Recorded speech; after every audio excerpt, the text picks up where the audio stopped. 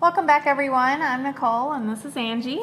And today we're going to talk about meal planning. So some people are comfortable with meal planning and need that, and other people are not comfortable, they don't like it, and they actually do better when their meals are not planned.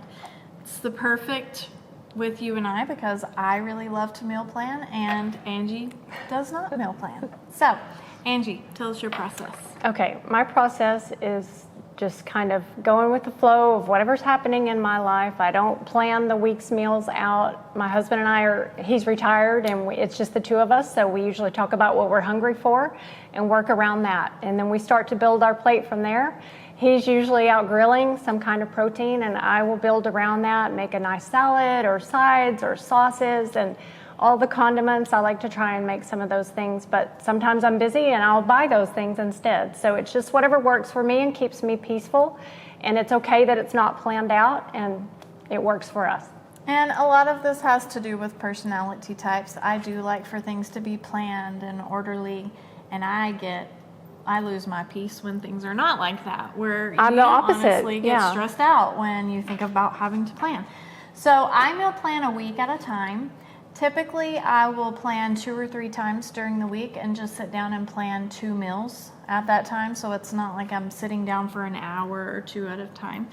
But my black binder, is my favorite meal planning organization tool. So anytime that someone presents with a recipe that they think I'll like, I'll print it off and it goes in the front of the binder. And they kind of stay here until we've tried them and they are tried and true. They have to be tried and true before they hit the rings of the binder.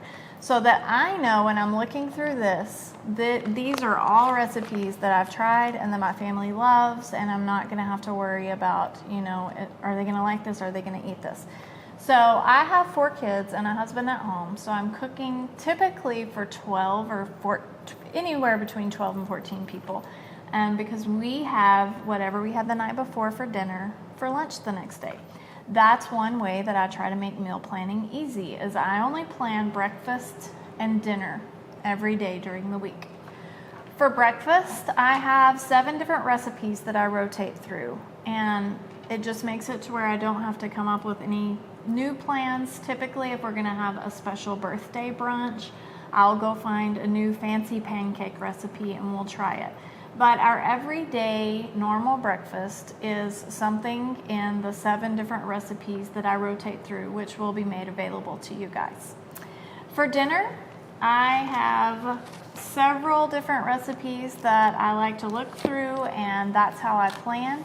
I actually have a calendar and I kind of jot down what we have so that if my creative brain is not really thinking that day that I'm planning, I can just look back and see what we had at that time last year or the year before. This is a long process. This is not something that you're going to get done in a week or 2, but I encourage you to start it. If you are a meal planner, start a binder for the recipes that you and your family love, and it will make planning meals easier for you. And even though I don't have a binder, I like to take pictures of my favorite recipes on my iPad. And that's how, if I'm getting ready to make something, I'll just stand my iPad up in the kitchen and that's what I go by. I tend to remember all of my favorites, and sometimes I like to just go back through all my pictures and find a favorite that I might have forgotten about, and that's just the way that I do it. And so that way I'm not buying books that have just 1 or 2 things in them that I like, and I'll go from recipes that Nicole tells me are awesome or recipes that I think are just easy that I can tackle, and then I just take a picture of it. A general outline for my dinner recipes is I leave one night for us to eat out. Typically we live out of the city, so we have to come to the city to get groceries. And that night we'll typically eat out. And then I leave another night blank because, as I'll discuss in a different video, I allow my kids to pick a meal each week so that they can help me cook and learn the ins and outs of the kitchen. So really, I'm just planning 5 meals each week. Occasionally, I'll try to do new ones just to see if we like it. If we don't, I use cookbooks. The problem I feel with cookbooks are there's usually 2 or 3 different recipes that we love from a cookbook, and I have a bookshelf full of cookbooks that are taking up space. So that's why I love the binder, but we really just encourage you to do and embrace whatever makes you feel the most peaceful. Y'all have a great day.